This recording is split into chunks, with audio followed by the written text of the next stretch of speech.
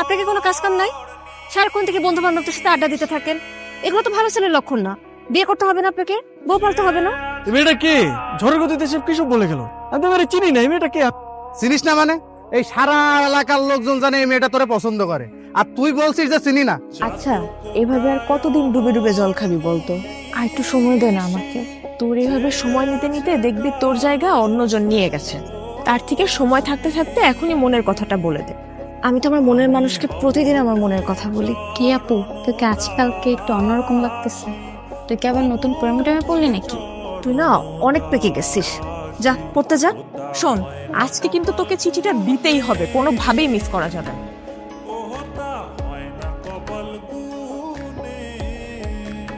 আমি কইছিলাম না মেয়েটা কিন্তু আজকে আইছিল কিছু একটা বলার জন্য। আরে কি বলবে আমারে?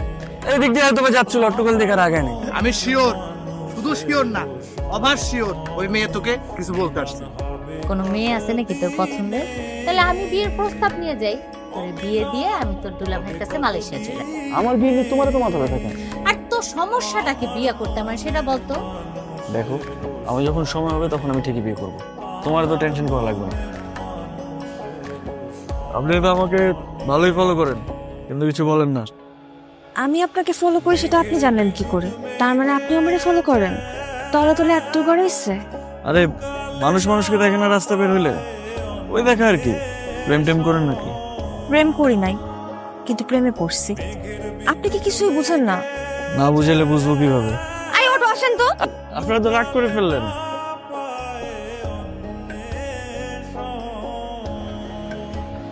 মামা, আপনি না বললেন জেরিন লেখাপড়া নিয়ে ব্যস্ত, এখন বিয়ে দিবেন না। কিন্তু জেরিন কোথায় লেখাপড়া করে এটা কি আপনি জানেন? এটা কেমন প্রশ্ন রকি? একটা ছেলের সাথে বিভিন্ন জায়গায় ঘুরে বেড়ায়। জেরিনের মা, জেরিনকে নিয়ে এদিকে আসো। আজ থেকে ওর বাইরে যাওয়া নিষেধ। কলেজের নাম করে কোথায় যায় কোনো খোঁজ খবর রাখো?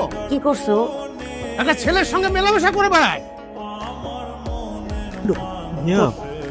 জেরিন কোথায়? ওরে বেশ কয়েকদিন ধরে দেখতেছি না, ও কই? আমিও তো বলতে পারতেছি না ওর কি হয়েছে। ও তো ফোনও ব্যবহার করে না যে ওর একটা খোঁজ নিব। দেখো, নেহাল তোমার বান্ধবীকে অনেক পছন্দ করে। আমার বান্ধবীও তো আপনার বন্ধুকে অনেক পছন্দ করে, কিন্তু সমস্যা তো আপনাদের। আপনারা কেউ কাউকে কিছুই বলেন না। সেদিন এত সুযোগ করে দেওয়ার পরও কেউ কাউকে কিছুই বলতে পারলেন না আপনারা। একটা মানুষ যদি তার মনের কথা না বলে কিভাবে বুঝবো? আমার ভুল হয়েছে, আমি মানে আমার ভুল হয়েছে, কিন্তু আমি আর ভুল করবো না।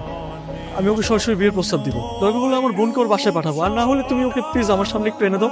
আমি প্রয়োজন ওকে নিয়ে পালিয়ে যাব। প্লিজ কালকে ওকে আমার সামনে আনার একটু ব্যবস্থা করো।